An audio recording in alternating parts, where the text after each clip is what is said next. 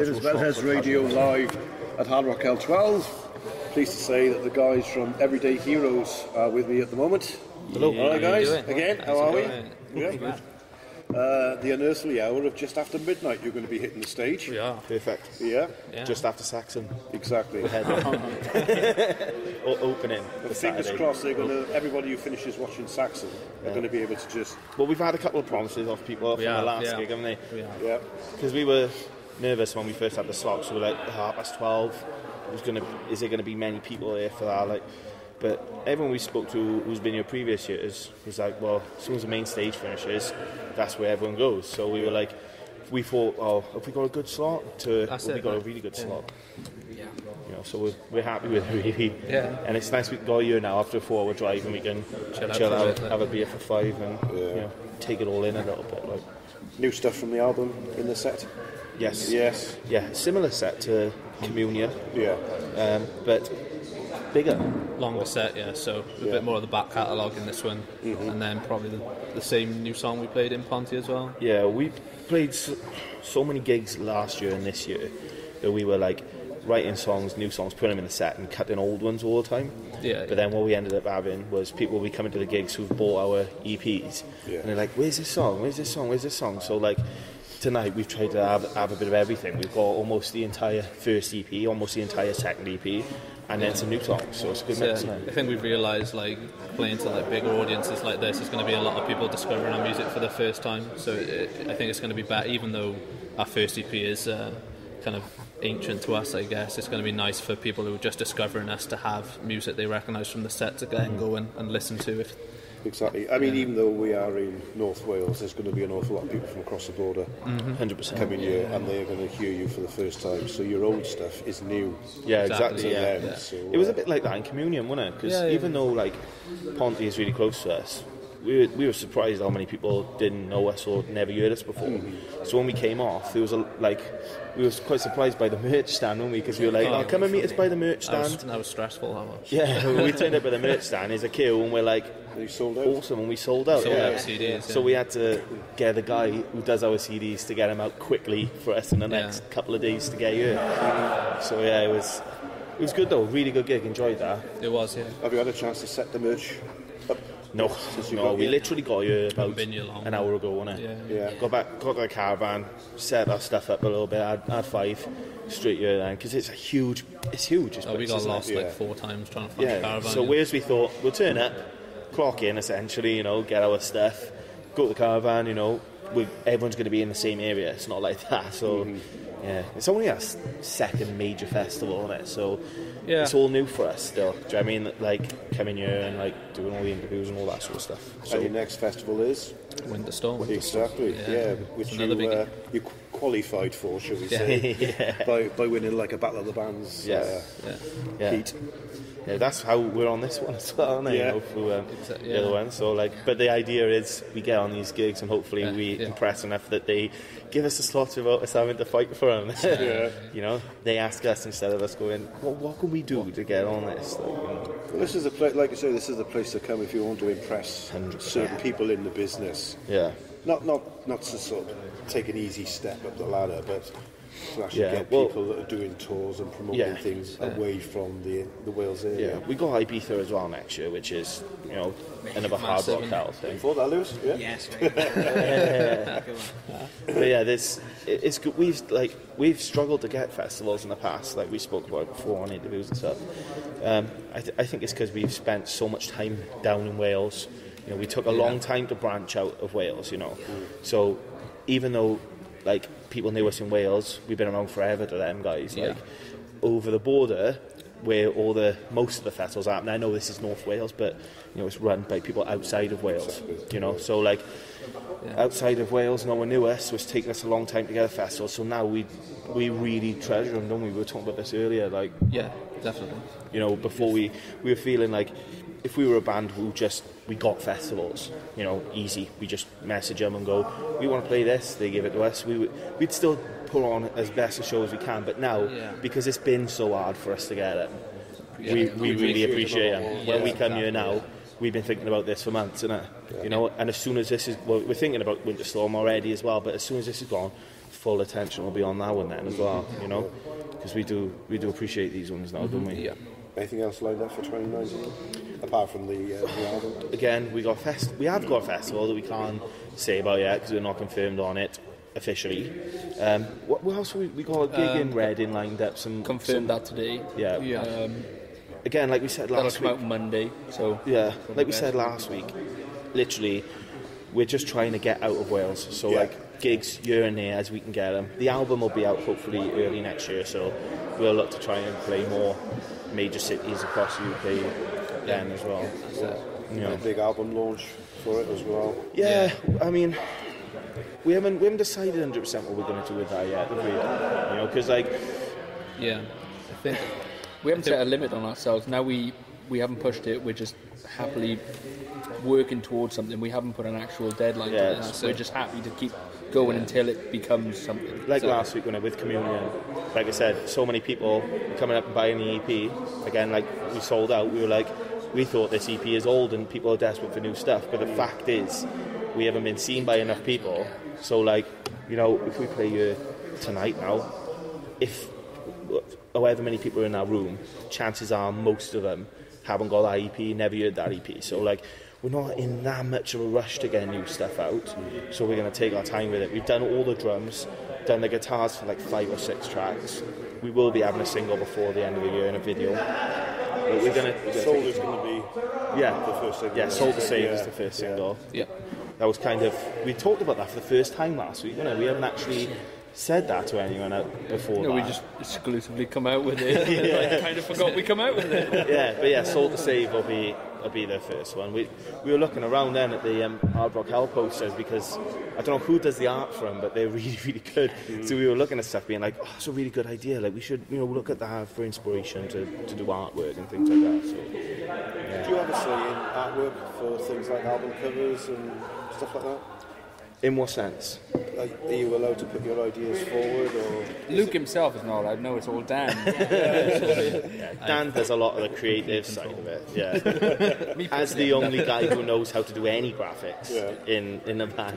No, like we all put ideas forward, and then like I try and kind of like source artists that I like guy did the art for the last EP, The Other Side of Nowhere, was a friend of mine from school who I knew was a great artist. So was that actually Luke on the cover walking away from the camera? Far too thin, that guy. It's like from the back. It's the hat. It's the hat. No, we do like. I that's what I like about the last EP is the art is done by someone local, you know. So like firmly in our roots there, innit, you know. Like, and the next album, the art will be by someone local as well, you know. So like, it's all about coming up with a good idea, really, you know. And we're currently under that pressure at the moment where we're trying to find the best thing for the single, aren't we? Yeah, we're looking at a lot of at the moment in terms of the band, because all the songs are done. In the last practice, we wrote more songs as well that are not going to be on this album. But like, so musically, we're kind of just leaving that for now because we're okay there. So our attention as a band is like thinking of new T-shirt designs, we want to get more art because like I said, we haven't sold that many T-shirts, for example, but we've only got one design and it's literally plain black with the band name on it, you know. And our T-shirts are only like £2 more than the EP. But people would rather buy 2 EPs than the shirt because they're a bit bland. So it's like we're focusing on more of the like image stuff, you know, in the band at the moment. Yeah, I think over the 2 releases of the EPs, we kind of learnt a lot about what it means to kind of make videos and release singles and kind of the process that goes into it. So I think the experience of making those 2 EPs has kind of built up our knowledge ready for the album, because we're not making any of the decisions lightly. We really want to make sure that all the steps we take in putting the album out there is the most key thing at the moment now, because with everything, with social media being such a driver, if we just go, here's 4 songs, go and listen to them, like everyone's attention span, ours included, like if you listen to a song, you're far more likely to stick with it if you're following a story with the video, if you've got something to look at, you know. Otherwise you get maybe a couple of seconds in, 30 seconds, minute, if they don't grab your attention straight away. I think that's why Robert Johnson done really well as well for us as a video, because we spent a lot of time crafting the narrative around that song, so that like, even if you're not 100% into the song in the first, like, 30 seconds, the video will carry you, because, like, you want to know what's going to happen with this guy, you know, who is this dude in the video. Yeah, I think that's one of the cool things about this band, is that, like, a lot of the creative stuff we do is very kind of grassroots, and we kind of source people that are local or that we know, and we kind of draft everyone in to come and help us. Because the actor who did that was an actor that you knew, wasn't it? Friend of mine. There's a friend of Lewis's. I mean, the guy who did the filming and the editing was someone that Jay knew. And yeah, we're lucky in that sense. We got, like, our videos, essentially, you would never guess that, like, Robert Johnson and Storm didn't cost us a penny. No. You know, the barn is my old man's boss's barn and farm, like, you know, the guy who filmed Robert Johnson, we drafted in, didn't we? Someone that you knew from college. Yeah, but even then, it wasn't like we. And that was because we called him Thursday to do the video on the Friday. Yeah. So he was like, yeah. Okay, so, I'm down to it. Like. Yeah, so we're lucky in that sense. We got a lot of good people around us who are like, just want to help us and see us get somewhere in there. So. Yeah, you know, the Storm took us an afternoon to do the video, you know, so I'd like to think you can't really tell that it's not paid for. Like. Not until you mention it, Luke. Yeah, well. We don't take it. Sorry, go on. I was going to say, we don't take it for granted either. Like, we really kind of appreciate that we have all these people around us that are kind of really willing to put themselves out to help us out, you know. Yeah. Have you got a title for the album?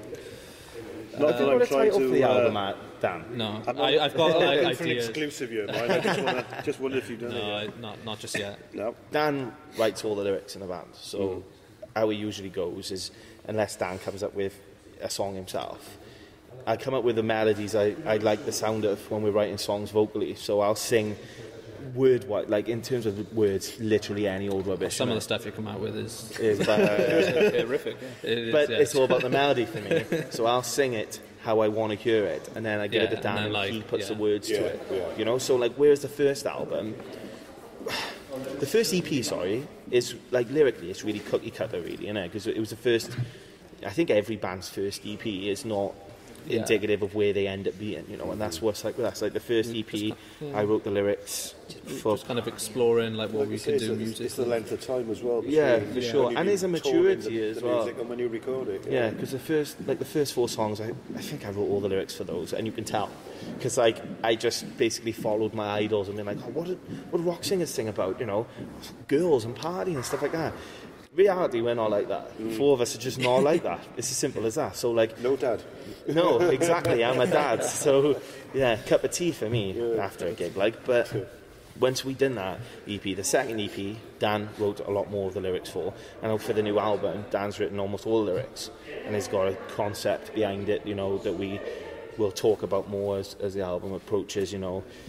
So like, we got more like maturity to the lyrics now. You know, like Robert Johnson was, I think, the first time when we were like, we don't have to sing about everything that every rock band sings about, you know. And that's not knocking anyone, because we got our own songs. The 2 songs we wrote lately are kind of like lyrically, because Dan haven't had them yet.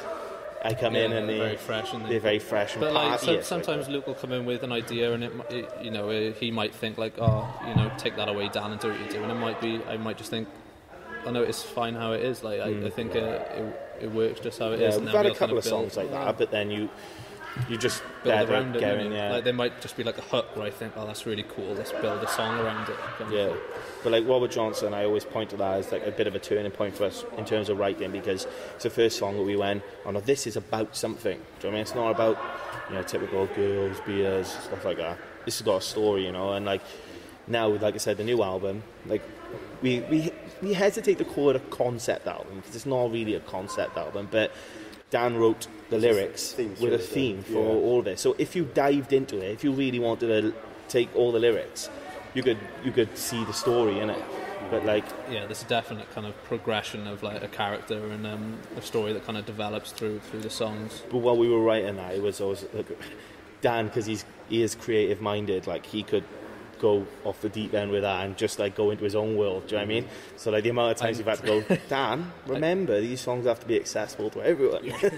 I'm dreading interviews when we come to that stage, because like when I'm kind of thinking about these songs to myself, like I just kind of go into a zone where I just like feel like I could talk about them like forever. I kind of feel sorry. But like we've tried to balance it in a way that it's like, if you really want it, you can find some meaning in each song. Yeah, that's key. You know, in they an need order. they need to be songs that people want to sing along to. That are kind of accessible lyrically. But you can pull any one of them and go, it has its own story. Do you know what I'm saying? Yeah, exactly. Yeah. So there's a book and a film in that then? There eventually, maybe, we just wanted to do something a bit different as well, wasn't it? Because, like, the way I always look at the band, and we talk about this often, is, you know, the music industry is so hard to become a big name or anything. You know, it's hard to be the next Foo Fighters, it's hard to be, you know, the next big band and stuff like that. So, like, all I want from the band at the end of the day is if I can look back in 15, 10 years' time or whatever and go, you know, we did some really cool stuff. Do you know what I mean? It's like, this album, we made this. It has a, you know, it has a concept, it has some idea, like stuff that we can be proud of. Do you know what I mean? Yeah. Exactly, That's the biggest thing for us, isn't it? Yeah. You know, I'd rather us bring out 12 songs with a little bit more meaning to each one of them, rather than just bring out, well, these are 12 songs that are perfectly radio friendly. You know, if it doesn't get anywhere, you know, we sold our soul for that then. Do you know what I mean? Yeah. You want to maintain some creative integrity. And for sure. Guys, thank you very much indeed again for your time. Thank you. Get back off and do whatever you've got to do before midnight. Have a sleep. Chill out, exactly. Chill out and enjoy it. Lewis, Thank you very much. Luke, Cheers. Dan, Cheers, mate. and Jake. Thank you very much indeed for your time, guys. No problem. Midlands Metalheads Radio live at Hard Rock Hill 12 with Every hero.